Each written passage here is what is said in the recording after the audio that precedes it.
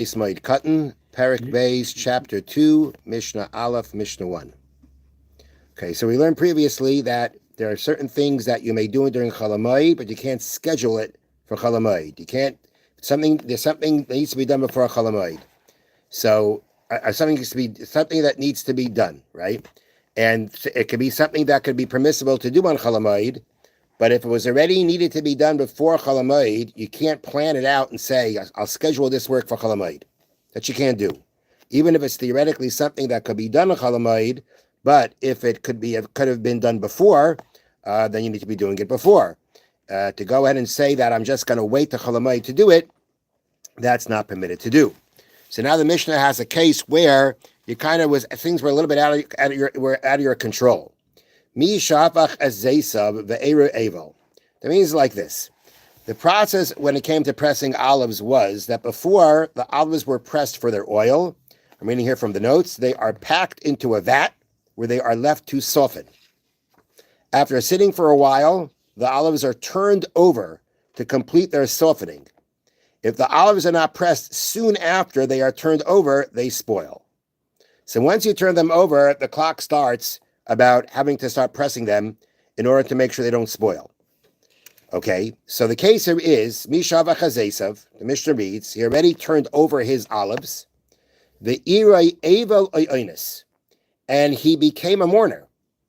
He became a mourner, and that delayed him from being able to continue the process of pressing the olives, or some other kind of accident, some other kind of uncontrollable situation that caused him not to be able to continue the process, or he had workers supposed to be coming and they tricked him, they didn't show up. And all these three things delayed him. If he became a mourner, he's not allowed to do work, he's be sitting shiva. Or these other things that delayed your ability to be able to continue the process of pressing. And now your first time to be able to continue the process is Chalamoid. So Tayin Kaira Rishayno Manicha La'achar Hamoyed. You could put on the first beam and leave it there until after the holiday. That means like this. Let me make sure I want to read this right. Okay.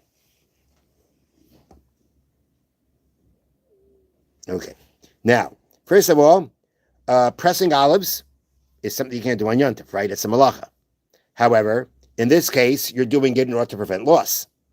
Now, what do you want to? What's the process? We said you put into the vat, you turn them over. Now you got to start pressing, and apparently you can start pressing a week later because if he's being an ava becoming a mourner pushed him off, they pushed him off for about a week. Could have pushed him off for about a week, but there's still time.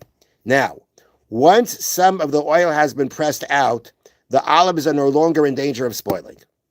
Therefore, once the beam has been loaded a first time, there is no urgent need to press them a second time on Chalamoid. So you want to be able to start it. You want to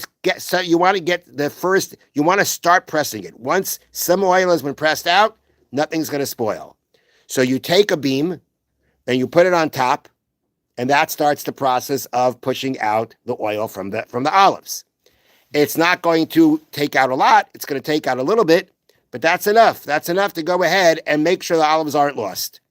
And being that the whole reason here that you're allowed to do any pressing is to prevent loss. So the Mishnah is saying, you put on the first beam, some of the oil comes out, and you just leave it there for the rest of it till after Yom Tov, because you can't do anything more. The only reason you're allowed to do this is prevent loss. Well, once you put that first beam on, and some of the oil has been squeezed out, you prevented the loss, and therefore that's how far you can go. Dibur Rabbi Yehuda, these are the words of Rabbi Yehuda. Rabbi Yosi says, Zoylef v'goymer v'gav kadarkoi. Translated, that means you may even spill the olives onto the press and finish pressing out the rest of the oil and seal the vat on Chalamoid, completing the entire process in the usual manner. Meaning, according to Rabbi Yosi, once you start, you can just finish the whole thing. Now, I don't know exactly explain the whole process because I don't know what this, because it says you could even spill the olives onto the press and finish pressing. I don't know what spilling the olives onto the press means. I just don't know what that means. But apparently that would be the regular way of doing it. Like that would be the next process. that you'd go ahead and spill them out on the press and press them, and then then what would you do? You would the guff, which means that you'd get the olives into barrels. I'm sorry, and then the oil that was in the vat, you'd seal the vat. That's all the part of the process of how they make the oil. All this can be done in kadarka, it says, in a usual manner. You don't need to do it in an unusual manner. Do it regularly. Pour them out, finish pressing, seal the vat, everything done regularly. Once you're allowed to start the process according to Rabbi, which everybody agrees to avoid the loss, according to Rabbi, you can finish it all up. According to Rabbi, may complete the entire process as he normally would, loading the beam onto them as many times as is necessary to extract all the oil, and does not have to stop after the first pressing, as Rehuda maintains. So typically you take off the beam, it sounds like, you put it back on. Again, I'm not sure where the spilling of the olives onto the press, what that means exactly. Although no significant loss will be caused by delaying the later pressings, Rabbi holds that once permission has been granted to begin the process, one may complete it in the usual manner. And therefore, Rabbi says you can do the whole thing. Again, once you're allowed to go ahead and start because to prevent loss, you can finish the entire process of pressing the olives. And the Bartanura says, Halachak Rabbi Yossi. The opinion follows Rabbi Yossi. Have a wonderful day. Thank you, Rabbi. Thank you, Rabbi.